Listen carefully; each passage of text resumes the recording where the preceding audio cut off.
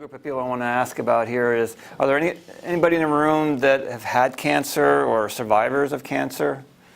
We got one. And you don't have to raise your hand if you're shy, but that's another reason I want to do this, is to bring some awareness as to why scientists are working hard on a day-to-day basis to help cure cancer.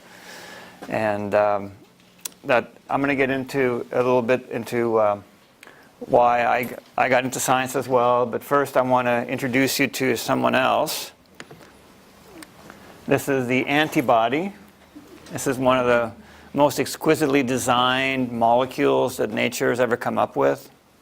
It's a quite striking molecule. From the tip of the fingers of the arms down to the toes, you've got 440 amino acids connected like beads on a string that make up the heavy chains. There's a yellow one there, and there's a teal or blue teal colored one. Those are called the heavy chains. And then you have some light chains, which are the smaller ones that are about 220 amino acids. And they're up in the arms only. There's a purple one, and there's a green one. This protein is made up of 4 polypeptides that create what's called an antibody. And they have exquisite properties that make them amenable to being used to help treat cancer. You know, growing up, people would ask you, what are you going to do when you grow up, right? And I went through the phase of wanting to be an astronaut and wanting to be a policeman, a SWAT team member, and so on. But in high school, when people started asking me that question, I started to say, I want to find a cure for cancer. And I started saying that. I'm not exactly sure why, except that I wanted to do something big. There was no one in my family that had cancer. I wasn't impacted by it, but I knew I loved science. And I knew I wanted to do something really big. So in high school, I started to say, I want to find a cure for cancer. People would look at me like, what's the matter with this kid? You know, he had better luck being an astronaut than finding a cure for cancer, right? So but I kept saying it, and I kept saying it while I was at the University of Waterloo in Canada, getting my bachelor's degree in biology and chemistry. I said it for 4 years throughout my undergrad career. Then I came to USC. I went into molecular biology and getting my PhD in that field. I wasn't working on cancer, but I was getting some skills in place, and I still wanted to find a cure for cancer. I was doing genetic mapping studies, and then I moved to Cedars-Sinai fellowship with UCLA and did a postdoc, and I started doing Down syndrome research and doing physical maps of chromosome 21 and trying to identify genes that were involved in Down syndrome. Still not doing any cancer work, but when people ask me what I'm going to do when I grow up, I kept saying, I want to find a cure for cancer. So for about 15 years, I was saying that, and I still wasn't doing that kind of work. And it wasn't until in 1997, after I left my postdoc, that I helped start a small company in Santa Monica called Agensis. And I became a gene hunter because I was hunting genes for Down syndrome. But now I was finally hunting for genes that might be involved in cancer. So my mantra finally came true. And I didn't know at the time when I was in high school what a mantra was, but I realized looking back that that's what it was. I kept saying it over and over again. And I think that's a lesson for the young children and the old in the room, that you got to verbalize what you want to do in life. Find a simple phrase that you want to do. You want to find a cure for cancer. You want to find a cure for Alzheimer's. You want to travel to the moon, you want to travel to Mars. Just find that one saying and keep saying it over and over and over again. It took me 15 years before I finally started doing that work, but if you have that passion and you keep verbalizing it, it will come true. I think that I'm an example of that. So that worked out real nicely for me. So I worked at Agensis. It was a startup from UCLA. We had 25 scientists at the time. And I became an inventor on over 110 patents that were all about genes, hunting genes that were involved in cancer. And then I moved to Xencor. In fact, I've worked at Xencor and Agensis twice. I went back and forth between those two companies. And about a month and a half ago, I got laid off from Agensis. But yesterday, I signed an offer to work at Amgen, and I'll be starting there on October 9th. So I got through the perils of biotech, which could be unstable, but now I'll be continuing my career at Amgen. Okay, so let's move on here. I want to keep this fairly informal, and I don't want to blow your mind with too much science. So I got a few videos in here that kind of describe the life of scientists. I've got some science. I've got a few things that should be interesting for you to hear. But please pipe in if you have any questions. This video here is about 1.5 minutes, and it's a pretty special video for me, and I'll talk to you about it afterwards. But I'm hoping you'll listen to the words carefully. It's a poem by Dylan Thomas that you may have already heard, but it's got a great message that impacted me a lot, and I want to get your opinion after you listen to it. So let's see what you think about this.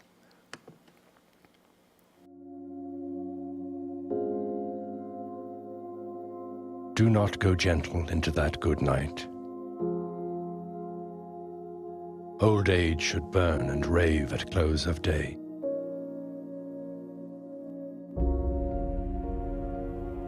Rage, rage against the dying of the light. Though wise men at their end know dark is right, because their words had forked no lightning, they do not go gentle into that good night.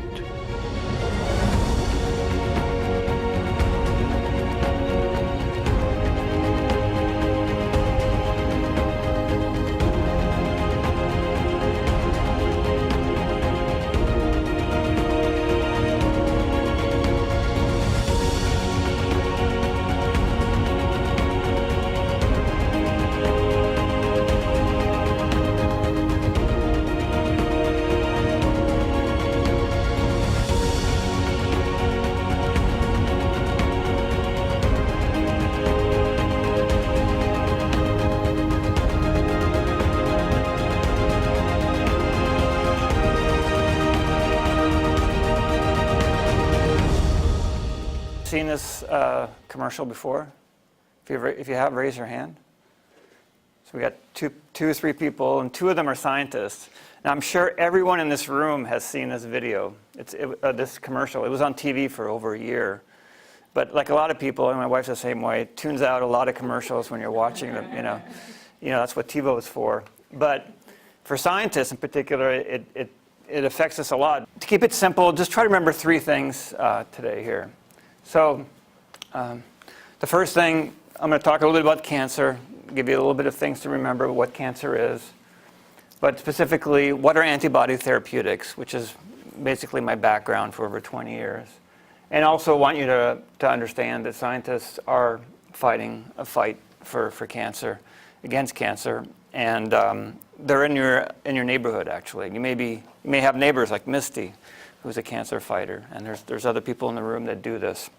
I'm pointing out 3 companies that I know a little bit about. There we are at Topanga Library in red. But Amgen is up in Thousand Oaks. It's a big company, about 5,500 people. And they don't only do cancer research, they fight other diseases as well. Xencor is at the other end of the LA County there. They're involved in engineering antibodies for cancer. And then Agencis is in Santa Monica. Again, a company that's totally focused to fighting cancer with antibodies. This is their campus here in Santa Monica. It's ability to develop monoclonal antibodies and monoclonal antibody-drug conjugates, which are called ADCs, to treat cancer and to provide therapeutics for unmet medical needs. Amgen strives to serve patients by transforming the promise of science and biotechnology into therapies that have the power to resolve health and save lives. In everything we do, we aim to fulfill our mission to serve patients. So it's a very noble profession that we're in, and we're really doing this to help patients. And Xencor has a simple mission of redesigning the antibody from the bottom up in order to make it a better therapeutic. To get to know scientists a little bit better, I have a series of 3 videos point out that scientists have lives outside of science. As a kid, I always saw horses in the pasture. I would tell my mom, look, horse, horse. I want to stop and see the horse, pet the horse. And I get that passion from my mom, I believe, because she was also in the horse business as a young adult. At 9 years old, she finally gave in and got me riding lessons, and I loved it. I fell in love with riding horses and just being around them. At the end of a tough week, it's nice to go up and pet a horse. It's very relaxing. When I'm riding, it's a combination of feeling relaxed, but at the same time, you're controlling this 1,000-pound animal. So you have to be alert. Horses can't talk to you, but they do communicate. They give you cues about how they're feeling when you're on them. When you become calm and relaxed, the horse will follow your lead and also become calm and relaxed. The world seems better, definitely, on the back of a horse. Trail riding, I think, is the most relaxing because you're out in nature. You can hear the birds singing. You get to go exploring areas that you may have never been able to explore before. You feel more connected when you're with nature. There are things I do with a horse that are applicable to what I do in the lab. With a horse, there's a lot of trust and teamwork that's involved. In the lab, teamwork is very important because I may know how to do one aspect of research and my colleague may know how to do another aspect. And it's the collaboration between the two to get all the information we need to get the job done. I work in protein technologies, and our specific area is making antibodies to different cancers. And my specific job is to produce the antibodies in my group. Antibodies are the body's natural immune response to anything foreign that comes into the body. And we can engineer these antibodies to target specific cancers. I have a history of an autoimmune disease, and so as a child growing up, I was in and out of the hospital. When I go into work, almost every day I'm reminded of the medicine I took when I was a child that helped make me better. Having that personal experience helps keep me focused on what I'm doing and the people that we're helping by making these types of medicines. These therapeutics that we're making can be tailored to specific cancers, specific patients. They're tailored medicines, you know, it's not just chemo to cure all cancers, it's specific therapies to cure specific cancers. I'm very satisfied with the career path I've chosen. I believe that cancer research is paving the way for bigger and better therapeutics. I enjoy it because I'm helping people this way. I'm not a doctor that's helping individual patients. I don't necessarily get to see the end product, but when our medicines do go out there, you know, it just takes one to treat many different people.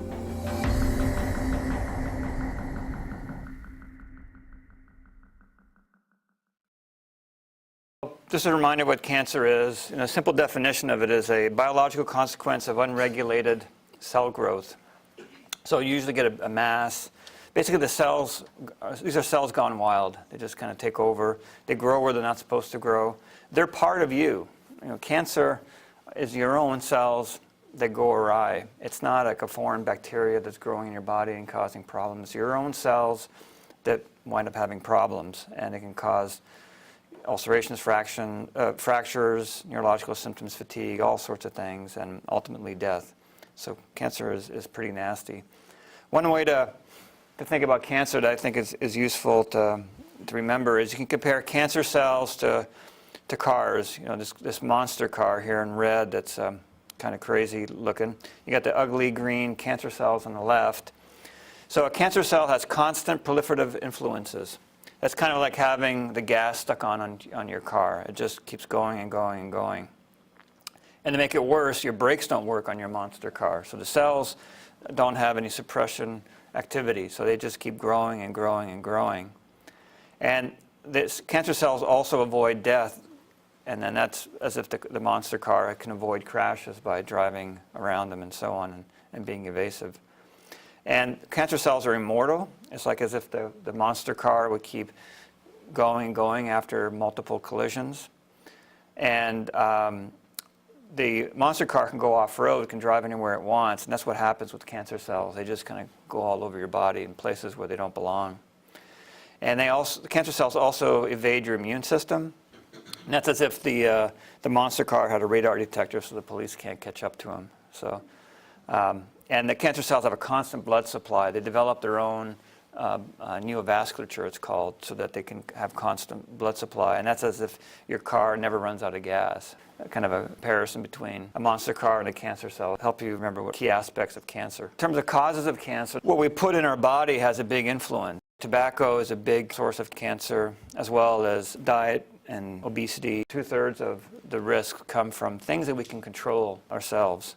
Infections, viruses, and so on, hard time controlling those, and there's other factors that come into play. But a healthy lifestyle goes a long way to helping to reduce the risks of cancer.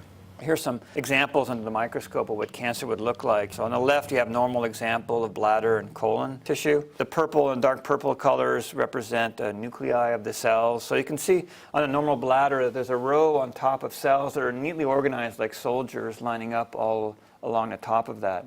That's the transitional epithelial layer. When you have cancer, those soldiers go all awry. That whole field is just full of cancer cells that are not organized anymore, and that's a hallmark of cancer. You lose organization.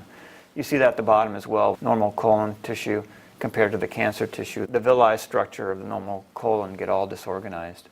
In breast cancer, you see the same sort of thing as well. There's different types of cancers here, ductal carcinoma on the right. And as the cancer gets more and more aggressive, you see more and more purple colors, meaning more and more cancer cells growing and dividing in a disorganized fashion.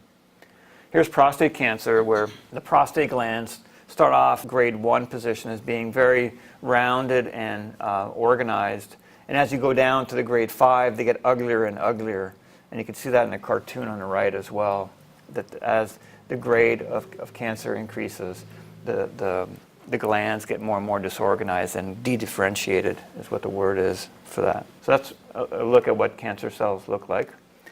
Here's the second of our third scientists. Now, this Pat is from Zoma, which has a history in the LA area as well. Zoma started in the 80s at the same time as Amgen. They started in Santa Monica, actually. The funny thing is when Agenza started, we used their facilities, the same ugly red brick building they used to make airplane parts in the 50s, got converted into a lab, and we shared their lab space at some point. Now Zoma is moved completely to Berkeley. They're no longer in the area.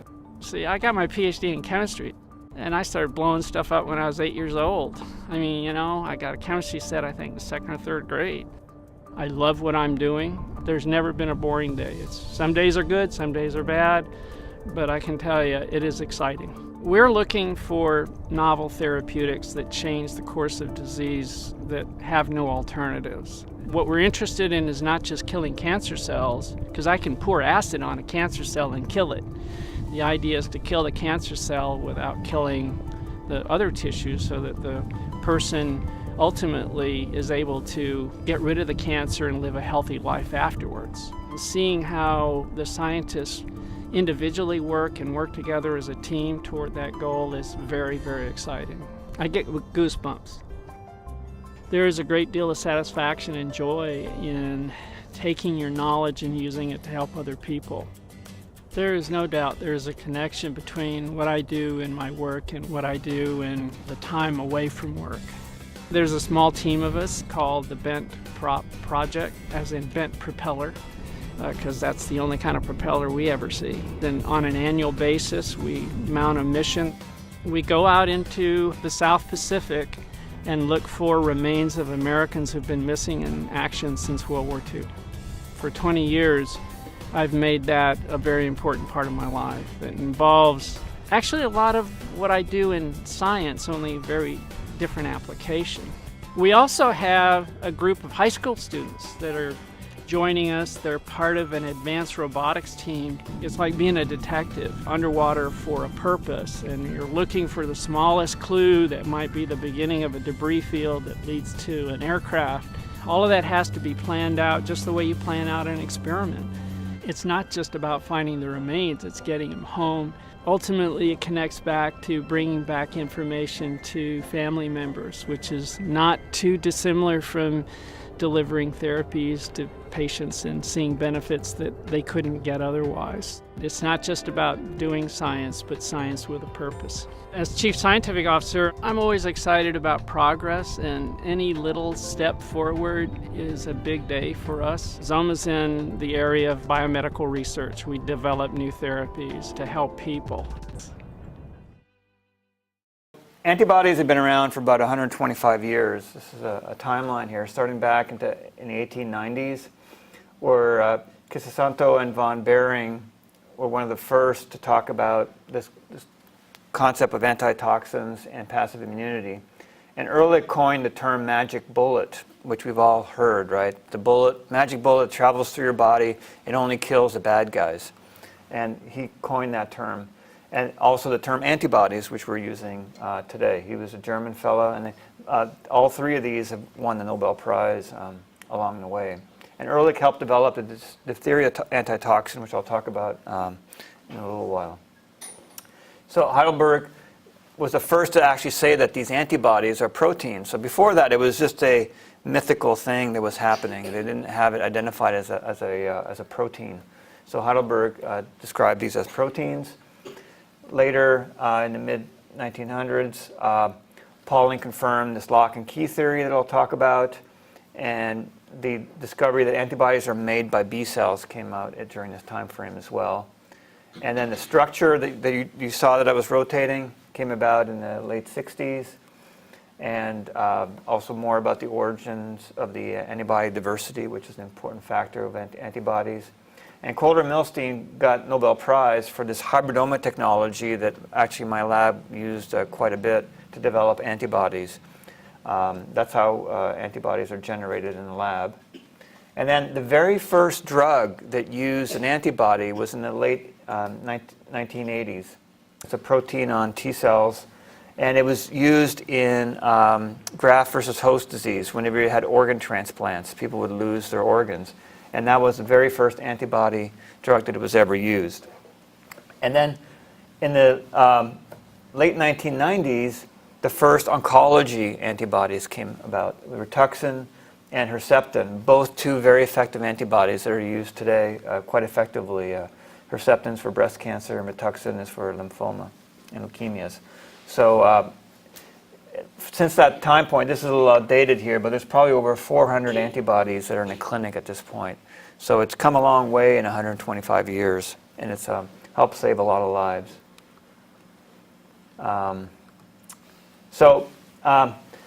Here's an interesting picture of a vial, actual vial of a diphtheria antitoxin.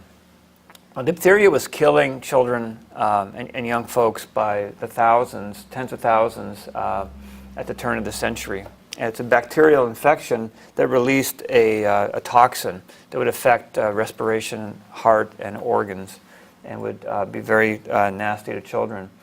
And Ehrlich was the first to actually develop a commercial process for making this antitoxin. So the antitoxin at the time, and actually still does, came from injecting the antitoxin into a horse and having the horse develop an immune response against the antitoxin. And they would just simply collect the blood. That's what they're doing there, collecting the blood from the horse. The horse was fine. They would spin down the blood, collect the serum, and actually inject the serum. That's what you would take this vial, put it in a syringe, and you would inject that into a patient who had been infected with the diphtheria. And it saved lives, and it was quite a huge accomplishment. Animal, and it's also very large, so it had a big blood volume. So they were able to, with a single immunization of a horse, the horse was very resilient to the toxin, would survive fine, but its body would make antibodies against it.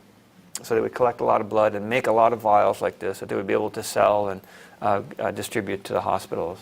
This process is still used today. There's a commercial antitoxins that you can purchase today that come from horses. In fact, botulism, black widow spider bites, and these are still antitoxins that are generated by getting serum from immunized horses, and sometimes it's humans that are used as volunteers.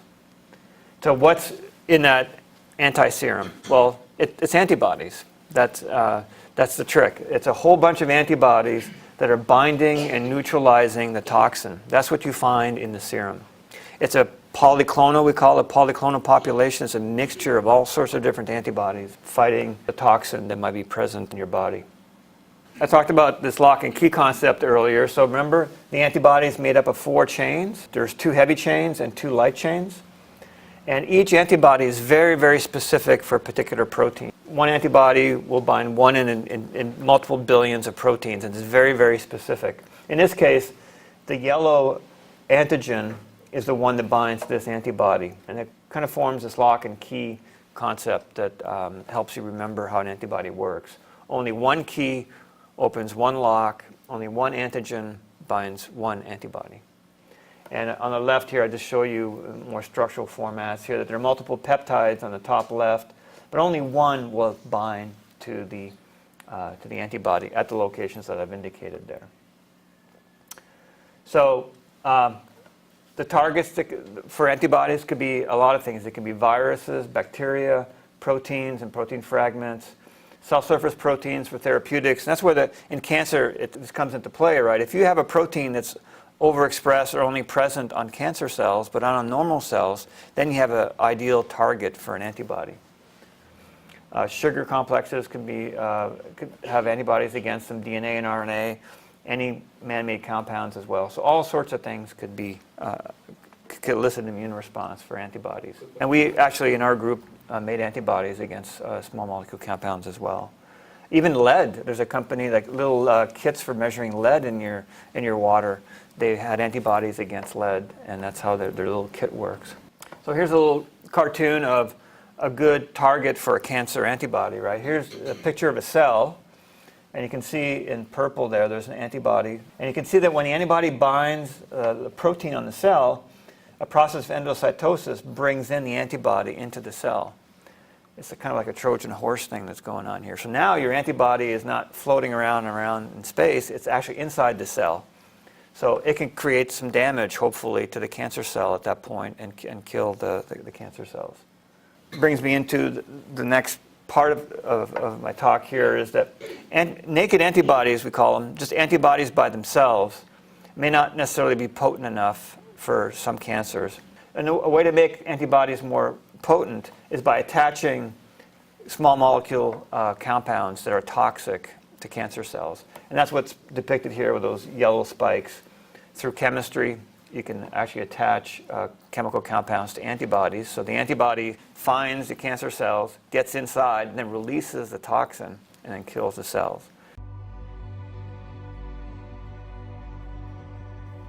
In recent years, a new generation of engineered antibodies have begun showing promise therapeutically, particularly for cancer. Antibody-drug conjugates exploit an antibody's specificity to deliver a cell-killing agent directly to the target cells. This potent package is made of 3 essential elements: the antibody, or antibody fragment, a linker, which can be cleavable or non-cleavable, and a cell-killing drug, or warhead. Depending on the choice of linker, there are dozens of cysteine and lysine residues available to link the antibody to the drug. So each antibody-drug conjugate requires careful planning. The amount of drug bound to each antibody must be just right. Too much and the antibody may not function. Too little and the effect may not be potent enough to kill the target cells. Take the breast cancer drug trastuzumab emtansine, also known as Kadcyla, as an example.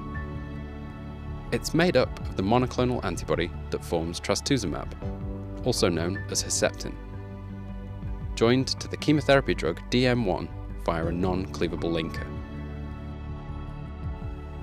In HER2-positive breast cancer, the antibody binds to HER2 molecules that are overexpressed on the tumor cell's surface. Once bound, the lethal package is internalized through a process called endocytosis. Inside the cell, the antibody-drug conjugate is delivered to the lysosome and broken down.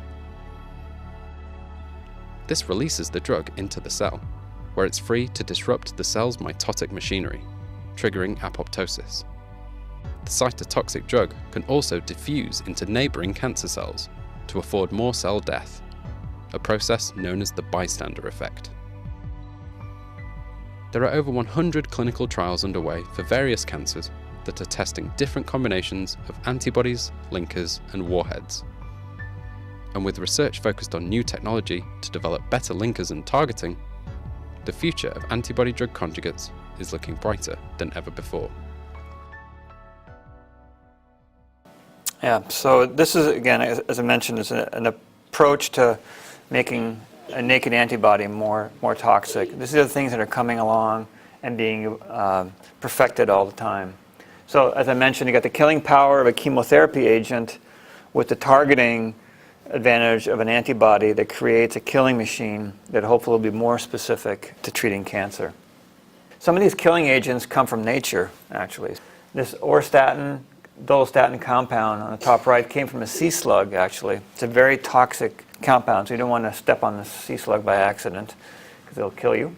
The toxin was actually purified and actually attempted to be used in chemotherapy regimens, but it was actually too toxic and it would, the patient wouldn't do well on it. But when it's attached to an antibody, as it is for Etcetris, it actually works well and it is used to treat cancer. Taxol is another compound that comes from the Pacific yew tree. So it's another natural compound that can be used to treat cancer. Taxol is not used in ADCs, but I just want to give you an example of some toxic compounds from nature that are used to treat cancer. This is a rendering of the auristatin compound that's derived from dolostatin from the sea slug. You can kind of see the evolution of antibody medicines, right? You got, at the turn of 1900s, you've got this anti-serum from horses. As the hybridoma technology evolved, we're able to isolate monoclonal antibodies that only bind one protein, and then recombinant DNA technology, and then also now to the antibody-drug conjugates to make the antibodies more toxic. Another way of doing it is to start off chemically and doing it chemically. Like, you know, aspirin comes from a tree bark, and the Native Americans used to chew on the tree bark when they had a headache to get the aspirin out of it. Luckily, we were able to synthesize aspirin from scratch in a chemistry lab. You don't have to chop down a whole bunch of trees to get the bark from it. So here's a list of approved therapeutics that use antibodies. So the first category is oncology. So there's 26 antibodies on the market. These are the naked antibodies that are used in all sorts of different kinds of cancers. There's a lot of non-oncology indications, actually, for autoimmune disease. Actually, Humira, which you see commercials of all the time on TV, right? That's an antibody that's not used for cancers. It's used for arthritis and Crohn's disease and so on. That's one of the number one or number two selling pharmaceutical in the world, actually. If I think about the 4 or 5 of the top 10 pharmaceuticals that are being sold are actually antibodies. So you may not known about them, but they are an emerging modality for treating disease, and they keep getting stronger and more prominent. There's only 2 ADCs on the market right now, one for breast cancer and one for Hodgkin's lymphoma. This is a little outdated, but there's probably over 400 antibodies that are in clinical development as well. So there's a lot of them coming down the pike that are in phase 1, 2, or 3 clinical trials. And there's over 100 antibody-drug conjugates that are in clinical trials as well. So there's a lot of work being done. Here's a list of some marketed antibodies for cancer. So Erbitux and Herceptin are used for colon cancer and breast cancer, respectively. They're often used in combination with chemo. Kadcyla and Etcetris are the 2 ADCs that are on the market as well for breast cancer and advanced Hodgkin's lymphoma. With Agencis, these are the programs that are in the clinic, actually. Some of them are inactive, but you can see that some of these ADCs, a lot of them are ADCs. So the company was heavily focused on ADCs. Actually, Veronica, in the back of the room there, was involved in that group at Agencis.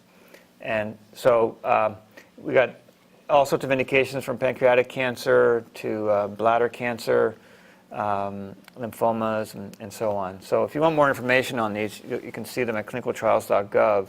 One thing to note is the ones with the asterisks here, these guys over here with the asterisks, I'm proud of because I told you I'm an inventor on over 110 patents from Agencis. These were genes that I helped identify back in 1997 to 2001 that eventually have gone all the way to the clinic to be targets for antibodies. So it's really satisfying for me. And there's one that's not on here as well, the Genentech licensed from us, that is an ADC that's also going through clinical trials. So it's very satisfying to see things make it to the clinic and hopefully to market. It takes a long time. Like I said, it was back in 1997 they started this work. So that's why it's a long, arduous battle that we're fighting here against cancer. Summarizing the 3 companies that are in the greater Los Angeles area and how many antibodies they have in oncology clinical trials. So Agenus has 5, Xencor has 2, and then plus 4 that they've partnered with other companies, and Amgen has 8 antibodies that are in the clinic right now. So there's 19 just in the LA area that are going through clinical trials. So that's pretty impressive. You know, people think that LA doesn't have a biotech hotbed like San Diego or the Bay Area, but we have a lot of good science going on in the area.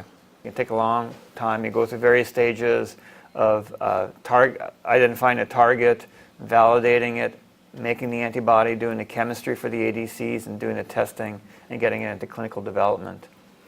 In clinical trials, you start off with an IND, investigational new drug filing with the FDA, and then you can go to a phase 1 clinical trial, which takes about 1.5 to 2 years with 30 to 60 patients, and then you go on to phase 2 if things look safe, and you increase the number of patients.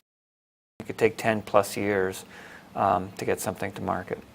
It actually gives you a hint about what's coming, what's the future of antibodies, and what's the future of fighting cancer. This is not a video game. This is not a screensaver. This is the destruction of a cancer cell by the body's own immune system, thanks to medicine that didn't exist until now, and today can save your life.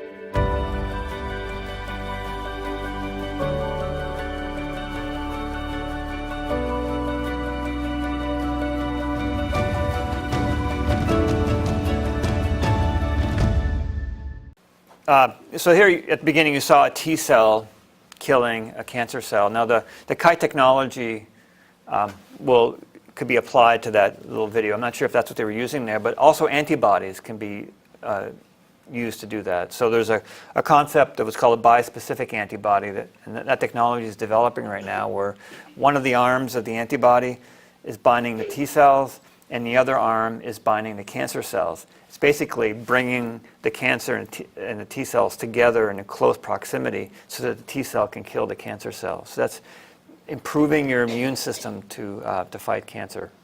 And that's something that's in development. Amgen is involved in that technology as well. That's my second bullet point there, helping the immune system to kill cancer cells. That's the future of antibody therapeutics as well. So these bispecific antibodies engage the T cells and bring them in close proximity to cancer cells to kill the tumor cells. There's also antibodies that will activate the T cells, hyperactivate the T cells so they're more potent. And there's also this concept of using antibodies to prevent inhibition of T cells. These are checkpoint inhibitors. That there's national mechanisms for making sure that T cells are not too potent, and that cancer cells use that mechanism, unfortunately for us. So these antibodies overcome that mechanism. So there's a lot of great things coming on. The antibody-drug conjugates are getting better and safer, and more of them are in clinical trials. So there's a lot of good things coming down the pike. So I want this to be kind of an optimistic ending to the presentation, that a lot of progress has been made in treating cancer here, like the first bullet point here. So the death rate has fallen 23% from its peak in 1991.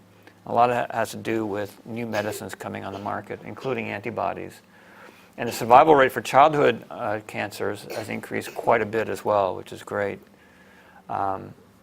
There's also this personalized medicine emphasis that's happening right now as well. And there's 23 million years of collective lives being saved since 1988 to 2000. So there's been a lot of progress. You may hear a lot about the tragedies and the downside of what's happening with cancer, but we've come a long way. We still have a long way to go, and we're still fighting this fight.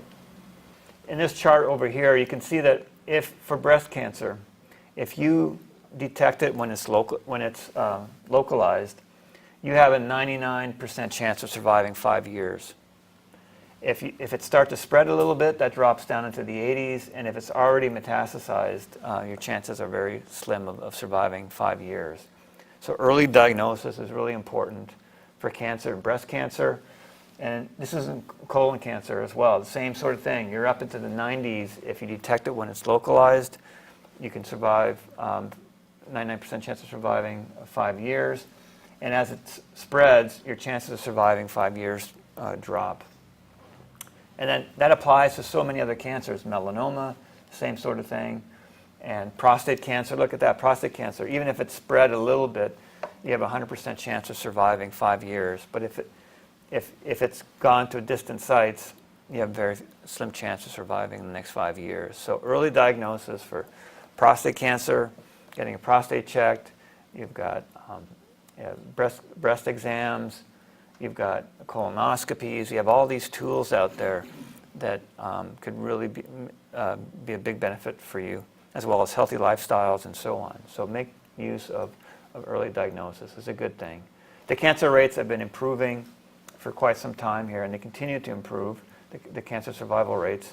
Unfortunately, lung cancer, it's a very tough cancer, and it hasn't changed very much over the years. I think this is my last video. This is the third scientist in the series, and Dowdy also worked at Agencis with Misty and I, and here's his story.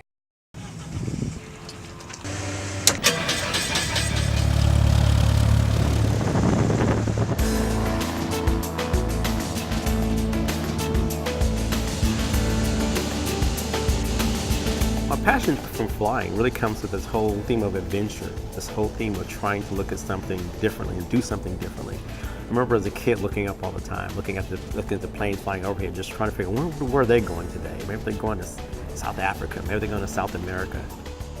It's an adrenaline rush for me. I like the whole fact that it's freedom up there.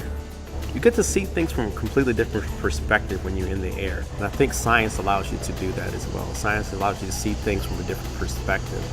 One of the things I think as a scientist is that we are explorers. We try to understand how biology works, and especially in our case, to understand how biology of cancer works so we can develop better therapeutics to treat people. The primary goal of Agencis is to develop antibodies or antibody-drug conjugates, also known as biologics, to treat cancer patients. My job there is I lead the antibody-drug conjugate group. The focus of our group is primarily to really understand how these antibody-drug conjugates work in a preclinical setting. And we also try to determine how we can use these drugs in a preclinical setting that would help drive the clinical outcome of these drugs. What that means is that before these drugs actually can enter into the patient, into the clinical setting, we need to have a very good understanding of how they work in our model systems. Really what we want to do is to try to develop the best therapeutics that we possibly can develop. My grandfather passed away with lung cancer. I was a little kid, maybe 8. I didn't really know what cancer was. I just know it wasn't good, and they killed my grandfather. So, you know, I've always been interested in doing cancer research because I really wanted to make an impact on someone's life. So for me, that's what keeps me going, things like that, where you can see that some of the things you're doing in lab have a direct impact on how someone lives their lives. And particularly in the case of cancer patients, you certainly want to be able to impact their lives such that this person can live longer and hopefully with the drugs that we develop, live even healthier. I'm an African-American scientist. There's very few of us around, especially as pilots as well. And I want to make sure kids that are like me see someone who's like me. I'm here, I'm like they are, and you can do the same thing too.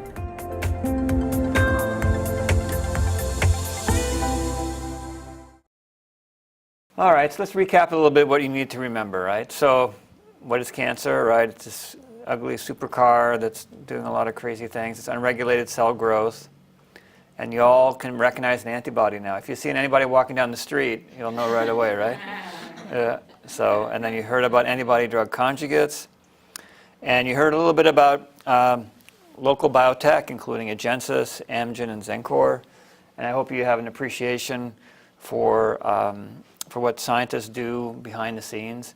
We're not celebrities. You know, we're not sports figures or actors and that sort of thing, and you really don't hear about scientists making big contributions to science. So, but we do, though, and we really are fighting on your behalf for a cure for cancer. And then the last thing, I mentioned my mantra here. I hope you can think about your mantra going forward as well, and and be conscious of that I think it can really change your lives, and it did for me. So I want to thank the Topanga Library and Misty and Oleg for for working this out for me. And Misty set everything up. I just showed up here. And then also to thank the biotech scientists in the room also. And I want to thank my wife, Leanne, who's here today. She's been with me for 28 years, and she's heard me say that mantra over and over again. Actually, we met the week before I started my PhD at USC. And she's had to listen to that mantra over the years. She's had to she shared my successes and my challenges, and the recent challenge of being laid off. And but luckily, overcoming that, and I'm starting my job at Amgen on October 9th. So I'm pretty excited about that. So the future looks bright for me, and it looks bright for taking care of cancer.